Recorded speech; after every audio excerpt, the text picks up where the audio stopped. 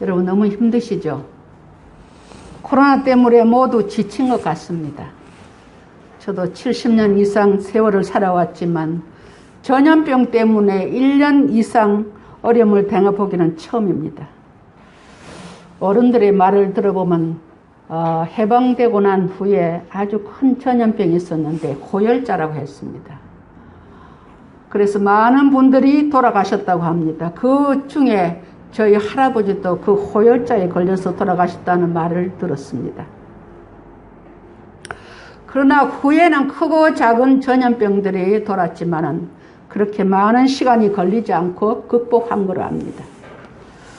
그런데 이번에 코로나 바이러스는 1년 넘게 우리를 괴롭히고 있으니 이제 우리 신앙의 정체성이 뿌리채 흔들리고 있습니다. 여러분, 우리나라 교회의 수가 6만여 교회가 됩니다. 그 많은 교회 중에서 한두 교회가 확진자가 생기면 정부는 그것을 교회발이라고 이름을 붙여서 예배를 통제합니다.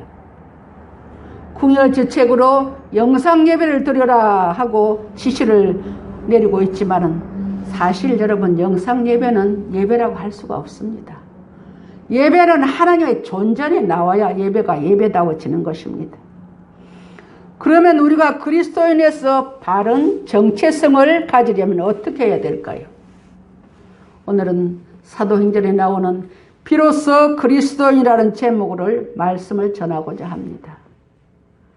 비로소라는 사전적인 의미는 어느 한 시점을 기준으로 그전까지 이루어지지 않았던 사건이나 사태가 이루어지거나 변화되기 시작함을 나타내는 말입니다. 본문의 배경은 어떻습니까?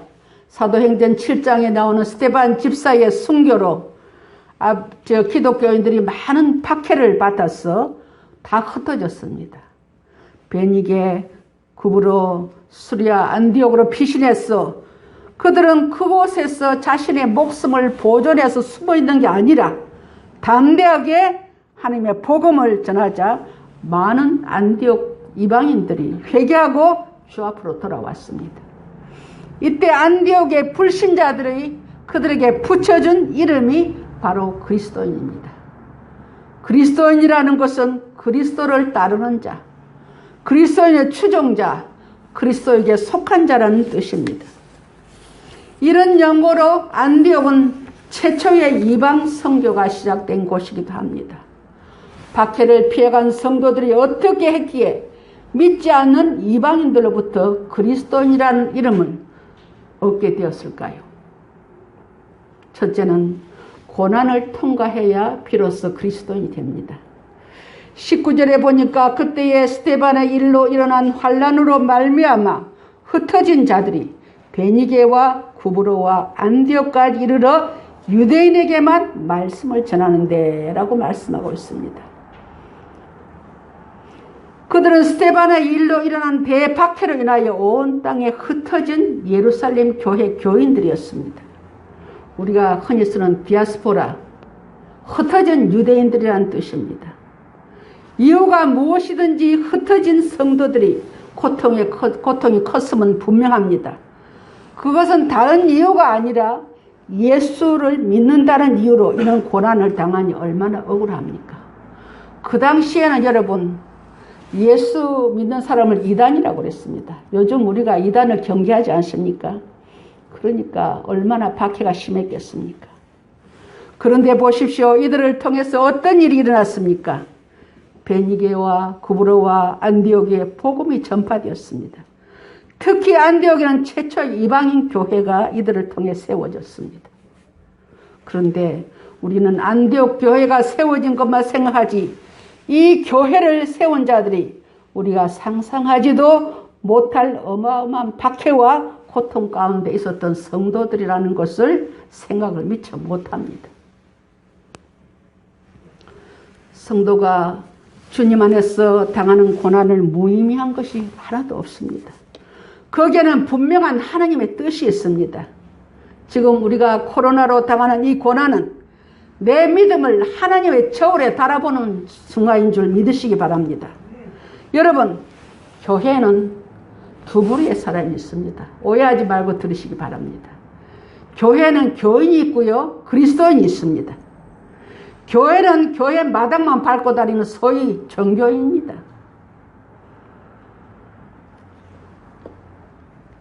그러나 예수 그리스도를 진짜로 믿는 사람은 그리스도인입니다. 나는 지금 나 자신에게 한번 자문해 보십시다. 나는 교인인가? 나는 그리스도인인가? 자신이 교인이라고 생각하시는 분은 그리스도인이 되려고 분발하셔야 합니다. 여러분, 믿음이 올라가는 것은요, 우리가 사닥다리를 타고 올라가는 것 같습니다. 한 계단, 한 계단, 한 계단, 한 계단 사닥다리 타고 올라가는 것이 얼마나 어렵습니까? 그러나 여러분, 믿음이 떨어지는 것은요, 마치 미끄럼틀을 타고 슉 내려가는 것 같습니다. 여러분, 정말 정신 차리셔야 합니다. 저희 사역자들은 우리 성도들의 믿음이 떨어질까 노심초사하면서 코로나가 시작된 그때부터 당시부터 지금까지 새벽기도, 저녁기도 하루도 쉬지 않고 성도들을 위해서 기도합니다. 솔직히 우리 교회같이 기도 많이 하는 교회는 그렇게 많지가 않습니다. 여러분, 현실과 타협하는 것은 마귀와 손을 잡는 것과 같습니다. 어떤 분은 목사님, 코로나 끝나면 교회 나오겠습니다 라는 분이 있습니다.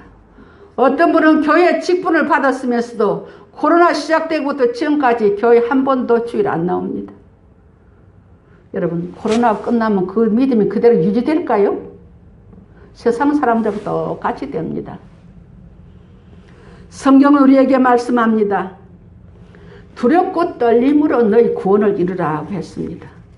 천국은 침노하는 자가 차지한다고 했습니다. 내 믿음을 내가 지켜야 합니다. 아내가 아무리 예수를 잘 믿는다 해도 아내 치마 폭 잡고 천국에 갈 수 없습니다. 구원은 개인입니다.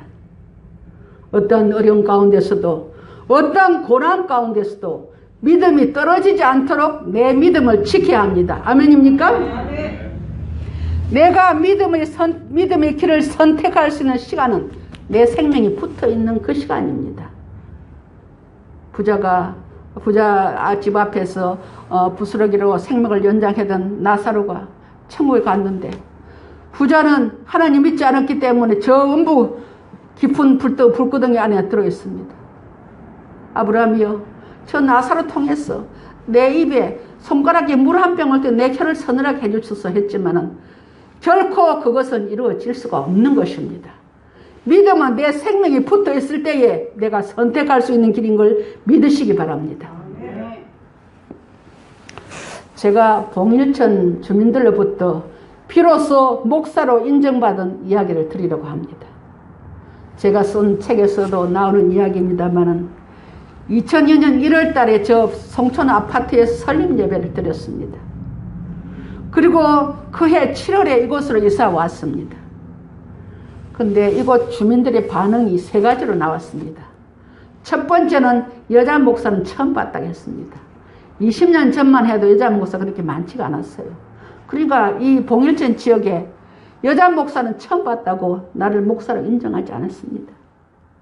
또한 저 사람이 기도원 하던 은사장가, 하나는 또 심하게 말하는 사람 이단이 아닌가 하는 분들도 있었습니다. 그런 소문 때문에 타 교회에서 여기 아파트로 이사 와서 가까운 교회에 등록을 하려고 했지만은 그런 소리들 때문에, 그런 소문들 때문에 등록을 못하는 타 교인들이 저를 유심히 관찰하고 있었습니다. 개척하고 1년까지는 동네 주민들이 저를 목사로 인정해 주지 않았습니다. 그런데 비로소 목사로 인정하는 계기가 찾아왔습니다. 개척하고 1년 만인 2003년 7월 6일입니다. 주일학교 예배를 막 끝냈습니다. 저희들은 개척했을 때는 주일학교가 한 20-30명이 됐습니다. 주일학교 예배를 막 끝내고 이제 11시 예배를 준비하고 하는데 저 목양실에서 전화벨이 아주 요란하게 울립니다. 가서 받아보니까 사모님, 장로님이 지금 운명하실 것 같습니다. 빨리 병원으로 오셔야겠습니다 하는 간병인의 전화였습니다. 그 말을 듣는데 저는 새망치로 머리를 맞은 기분이었습니다. 그래서 간병인의 말을 듣고 생각할 겨를도 없이 아이들을 먼저 병원으로 보냈습니다. 그때 저는 아이들을 병원을 보내고 저는 이 강단으로 올라왔습니다. 강단으로 올라오는데 불현듯 다윗이 절체절명의 순간에 하나님께 묻는 장면이 떠올랐습니다. 다윗이 전쟁에 나갈 때 뭐라고 그럽니까? 하나님 치리까 말리까? 하나님 올라가리까 말리까? 하는 그 말, 성경 구절 있지 않습니까? 그 말씀이 저한테 탁 들어오는 거예요. 그래서 시간을 보니까 11시 예배가 40분밖에 안 남았습니다. 저도 다윗처럼 하나님께 물었죠. 하나님, 이런 때 제가 어떻게 해야 됩니까? 33년을 산 남편의 임종을 지켜야 합니까? 아니면 예배를 인도해야 됩니까? 통곡하며 기도하는데 하나님의 세미한 음성이 들렸습니다. 사랑하는 딸아, 죽은 자는 죽은 자들로 장사하게 하고 너는 나를 따르라. 저는 그 하나님의 음성에 아멘으로 화답했습니다. 맹정을 되찾고 예배를 인도했습니다. 성령께서 저를 강하게 붙잡고 계시다는 것을 느낄 수가 있었습니다. 예배를 마치고 성도님들한테, 성도님들 지금 장로님이 위독하신 것 같은데 기도해 주십시오 하고 총알 택시를 타고 병원에 도착하니까 하나님께서 그 시간까지 남편의 생명을 붙잡고 계시더라고요. 그때 저는 남편 장로님의 손을 붙잡고 마지막 인사를 했습니다. 여보 안녕히 가세요. 천국에서 만나요. 그랬더니 여러분 심장박동기 있지 않습니까? 그 인사가 끝나고 나자 일직선으로 껐더라고요. 그래서 숨을 거두셨습니다. 장례를 마치고 바로 그 다음 주는 차마 강단에 설 수가 없었습니다. 그래서 총회 목사님을 초청해서 예배를 인도하게 하고 세 번째 주일날 강단에 서니 성도들이 저를 보는 눈빛이 달랐습니다. 말씀을 전하면 고개도 끄덕거리고 아멘도 잘합니다. 타계에서 오신 분들이 등록을 하기 시작합니다. 재직회나 공동의회를 하면 의 제기하는 사람 한 사람도 없이 잘 마치곤 했습니다. 교회는 든든히 서갔습니다. 나중에 들은 이야기입니다. 동네 주민들과 성도들이 저 목사님은 진짜 목사라고 했다고 하더라고요. 남편이 임종을 앞두고 하나님께 예배를 인도한 목사라는 좋은 소문이 나갔습니다. 사랑하는 성도 여러분, 성도가 받는 모든 환난과 고난에는 하나님의 뜻이 있습니다. 고난과 환난을 통과해야 비로소 그리스도인이 된다는 사실을 믿으시기 바랍니다. 두 번째는 도전 정신이 있어야 비로소 그리스도인이 됩니다. 19절에 보면 그때에 스데반의 일로 일어난 환난으로 말미암아 흩어진 자들이 베니게와 구르보로와 안디옥까지 이르러 유대인에게만 말씀을 전하는데 라고 했습니다. 스데반의 일로 세계 도처에 흩어진 예루살렘 교회 성도들이 처음에는 두려워서 유대인들에게만 살짝 복음을 전한 겁니다. 그런데 20절에 보니까 그 중에 구브로와 구레네 몇 사람이 안디옥 이르러 헬라인에게도 말하여 주 예수를 전파하니라고 말씀합니다. 흩어진 성도들 가운데 구브로와 구레네의 몇 사람이 헬라인, 말하면 이방인입니다. 헬라인에게도 복음을 증거하신 것입니다. 그 당시에는 그 누구도 이방인에게 복음을 전하는 것을 상상하지도 못했습니다. 수제자인 베드로도 상상을 못했고 이방 전도의 주역인 사도 바울 훨씬 이전에 이들이 이방인에게 복음을 증거한 것입니다. 믿음의 사람은 도전 정신이 필요합니다. 여기서부터 이방 선교의 문이 열린 것입니다. 여러분, 오늘날 각광받는 사업이 무엇입니까? 우리가 말하는 벤처 사업인 줄 압니다. 오직 기술과 젊음 하나로 남이 개척하지 않는 전혀 생소한 분야에 창업을 한다는데 벤처 사업의 매력이 있습니다. 이것이 도전 정신입니다. 여러분, 코로나 너무 두려워하지 마십시오. 교회는 방역 수칙을 잘 지킵니다. 점심도 먹지 않습니다. 여러분, 교회가 얼마나 깨끗합니까? 이 깨끗한 장소에서 마스크 쓰고 1시간 예배 드리는 것이 그렇게 두렵습니까? 아무리 코로나가 두렵다 한들 우리 영혼이 지옥불에 들어가는 것보다 두렵겠습니까? 성경이 우리에게 가르쳐주는 도전 정신, 복음 전파자가 가져야 할 필수 조건인 것입니다. 예수님을 한번 보십시오. 마가복음 9장 19절에 보니까 내가 의인을 부르러 온 것이 아니고 죄인을 부르러 왔노라고 하셨습니다. 그런 예수님을 향해 유대인들이 보라, 먹기를 탐하고 포도주를 즐기는 사람이요 세리와 죄인의 친구라고 비난했습니다. 당시 누가 죄인과 세리에게 가서 하나님의 말씀을 전할 생각을 했겠습니까? 누가 죄인과 세리 장녀들이 회개하리라고 상상이나 했겠습니까? 이런 시도는 분명 전에는 결코 일어날 수 없을 만큼의 혁명과 같은 것이었습니다. 사랑하는 성도 여러분, 우리는 믿음으로 구원을 받았습니다. 그것은 내가 잘나고 내 공로가 있어서 받은 것이 아닙니다. 하나님의 값없이 주는 은혜의 선물인 것입니다. 그러나 우리가 할 일은 최선을 다해서 내 믿음을 지켜야 합니다. 코로나 때문에 뻘뻘 떨면서 예배 드리지 않고 세상과 타협하다 보면요, 내 믿음이 파손합니다. 비록 주일날 예배를 드리지 못했다면 휴중 예배라도 드리셔야 합니다. 아니면 새벽기도, 저녁기도도 드리시고, 또한 교회 문은 한 주 내내 열려 있습니다. 들며 날며 기도하여서 내 믿음을 지켜야 합니다. 어떤 분은 전화를 하면 목사님 코로나 끝나면 나갈게요. 꼭 목사를 위해서 믿어주는 것처럼 말합니다. 참으로 안타까워요. 대형교회 예배, 대면 예배를 20% 드리라고 하니까 대면 예배 성도들을 뽑기 위해서 큰 교회에서 어떤 교회에서 제비를 뽑았답니다. 그런데 제비에 뽑힌 성도들이 마치 로또에 당선된 것처럼 기뻐한다고 했습니다. 여러분, 그런 사모함이 있어야 합니다. 우리 교회 같은 경우는 100% 다 나와도 상관이 없습니다. 그런 가운데서도 목회자를 감동시키는 성도들이 있습니다. 아무리 매스컴이 떠들고 난리를 치고 정부에서 소란을 피워도 흔들림 없이 마스크 쓰고 자기 예배자리를 지키는 성도들이 있습니다. 심지어 수요 예배도 한 번도 빠지지 않는 성도인들이 있습니다. 이런 성도들을 볼 때에 참 목사들이 감동합니다. 흔들림 없이 자기 예배 자리를 지킨 자를 하나님이 도우실 줄을 믿습니다. 성경은 강하고 담대하라고 했습니다. 강하고 담대한 믿음이 도전 정신인 줄 믿습니다. 그리할 때 우리는 비로소 그리스도인이 되는 줄을 믿습니다.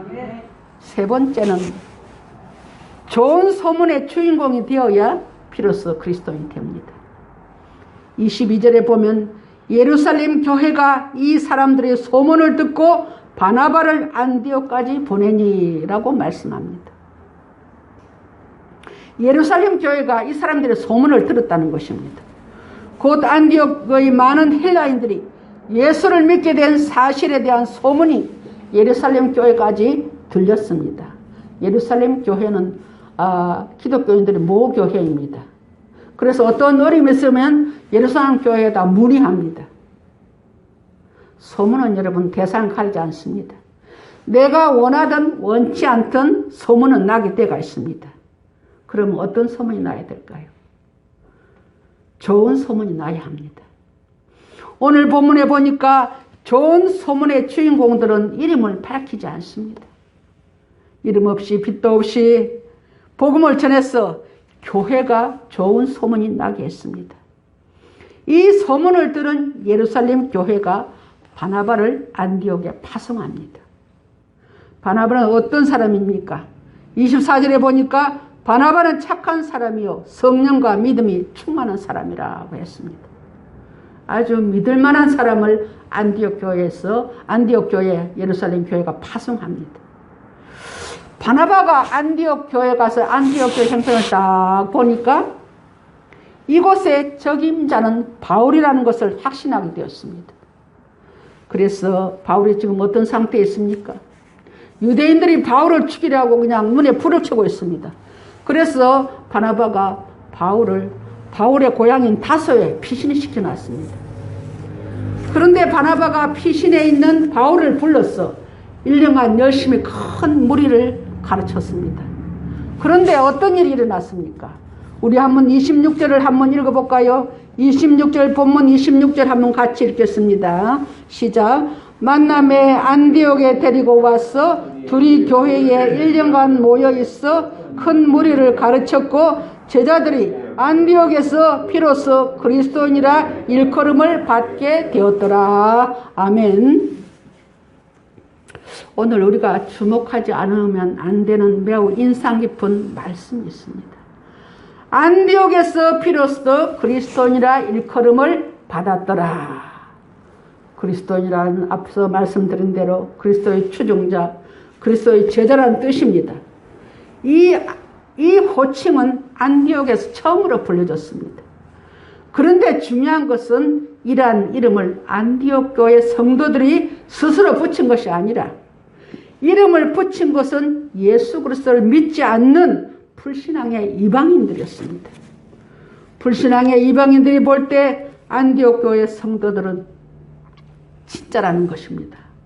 요즘 말하는 찐 그리스도인이라는 것입니다. 여러분, 교회는 좋은 소문이 나야 합니다. 우리 교회가 비록 작은 교회지만 이 지역에서 좋은 소문이 난 교회입니다. 여러분, 저희 계시지만 얼마 전에 등록하신 우리 조봉순 집사님은 큰 교회에 출석하시던 분입니다. 그러나 자신은 작은 교회에서 봉사하고 싶어서 우리 교회로 오셨는데, 여러분, 교회 정할 때에 아무나 아무 교회 와서 그렇게 등록합니까? 그 교회 다 알아봅니다. 조 집사님이 알아본 우리 교회는 아주 좋은 소문이 난 교회입니다. 우리가 박이덕 성도라든지 얼마 전에 돌아가신 나상만 성도라든지 아무 영어 없는 사람들 처음부터 끝까지 장례까지 다 치러드리고요. 마트에서 배달하던 48세 노총각 우태화 집사를 정말 중매해서 선교사한테 중매해서 교회에서 다 준비해서 결혼식까지 시켰어. 필리핀 선교사를 파송을 했습니다. 그러고 나서 얼마 후에 그들이 부부가 의논해서 우태화 집사가 신학을 해서 작년에 목사 안수를 받았습니다. 작지만은 정말로 좋은 소문이 난 교회인 줄 믿습니다. 여러분, 하나님께서 칭찬하는 교회는요, 큰 건물, 많은 성도 모은 교회가 아니고 좋은 소문이 난 교회인 줄 믿습니다. 우리 지역에 조리 지역에 기독교 연합회 이름을 갖다가 조기연이라고 합니다. 조리 기독교 연합회라고 합니다. 요즘 코로나 때문에 못 모이는데 그 교파를 초월했어. 통합적, 합동적, 순복음 다 이렇게 해가지고 교회 돌아가면서 금요일마다 금요 저녁 기도회를 2달에 한 번씩 드리는데요. 몇 년 전인가 효자시 열방교회에 초청된 강사분이 있었습니다. 조용근 장로님이라는 분이 계셨어요. 이분은 국세청에서 36년 동안 근무하시고 퇴직 후에는 나눔 전도사라는 별명이 붙은 사람입니다. 석성 장학회를 설립해서 20년간 2,000명의 학생들에게 장학금을 지급한 분으로도 유명합니다. 이분이 얼마 전에 책을 하나 출간했는데 책 이름이 차고 흔들어 넘치리라는 책을 출간했습니다. 제가 또 아는 장로님이 그래서 그분이 쓴 책을 해서 제가 온라인에서 좀 수익 구입을 해서 읽어봤죠. 그랬더니 그 책 내용에 책 안에 이런 내용이 있었습니다. 2008년 중국 스촨성의 대지진으로 인해서 20만 명이 희생된 사건 이후 얼마 지나지 않아 미얀마에 나르기스라는 대형 쓰나미가 미얀마 많은 지역을 강타해서 학생들이 교실에 다 떠내려가 가지고 공부할 장소가 없어 땅바닥에서 공부한다는 소리를 접하게 되었습니다. 그 소식을 듣고 환경이 가장 열악한 딴민 제3고등학교에 이 조정로님 일행이 가서 5년 동안에 걸쳐서 건물 5동을 지어주고 학교 컴퓨터를 비롯한 비품을 마련해주고 나서 5번째 준공식에서는 이런 말을 했습니다. 내가 믿는 하나님이 이제는 이곳에 오지 않아도 된다고 하시네요 라고 그렇게 말했습니다. 그런 말을 하자마자 이 학교 육성회장하는 사람이 벌떡 일어나서 큰 소리로 항변을 하는 것입니다. 당신 믿는 그 하나님을 우리가 믿어도 안 오시겠습니까? 그때 조장로님이 느끼기에는 그 음성이 꼭 하나님의 음성처럼 들렸다고 합니다. 무슨 뜻입니까? 당신이 하는 것을 보니 하나님이 살아계는 것이 믿어진다는 것입니다. 그 하나님을 우리도 믿겠다는 것입니다. 조영곤 장로는 그 말에 감동이 되어서 그 후에 학교 건물 8동을 더 지어주고 나자 이제는 2년 전 준공식 때부터는 미얀마 애국가를 부르고 난 다음에 우리 대한민국 국가를 4절까지 불러준다고 합니다. 그리고 그 학교에 학생들이 많은 기독교인들이 생겼다고 합니다. 여러분 어떻습니까? 감동적이지 않습니까? 성도는 그리스도인으로서 뚜렷한 자기 정체성 속에서 살아가야 합니다. 그러나 그리스도인이라는 칭호는 엄밀한 의미에서 믿지 않는 자들이 나의 생활, 가치관, 추구하는 것들을 보고 불러주는 칭호여야 합니다. 여기에 우리의 고민이 있습니다. 우리의 모습은 믿지 않는 사람들에게 저 사람은 예수 믿는 사람 같다. 저 사람은 진짜 그리스도인 같다. 라고 불려주고 있습니까? 사랑하는 성도 여러분, 비로소 그리스도인은 어떻게 될 수 있습니까? 고난을 통과하는 모습을 보면 알 수 있습니다. 평소에는 잘 모릅니다. 다 잘 믿는 것 같습니다. 그러나 고난이 오면 진위가 가려집니다. 견디는 모습을 보면 알 수가 있습니다. 욥기 23장 10절에는 나의 가는 길을 그가 아시나니 나를 단련하신 후에는 내가 정금같이 나오리라고 했습니다. 비로소 그리스도인은 어떠한 어려움 가운데서도 믿음을 지키려는 도전 정신이 있어야 합니다. 그렇게 살다 보면 이웃 사람이 먼저 알아봅니다. 저분은 보증수표야. 저분이 믿는 예수를 나도 믿어볼까 하는 말을 듣게 되고 이 소문이 주위에 퍼집니다. 지금 나의 현주소는 어디입니까? 교인입니까? 그리스도인입니까? 철저하게 믿음을 지키셔서 그리스도인이란 칭호를 잃지 않는 성도님들 되시기를 주님의 이름으로 축원합니다. 아멘.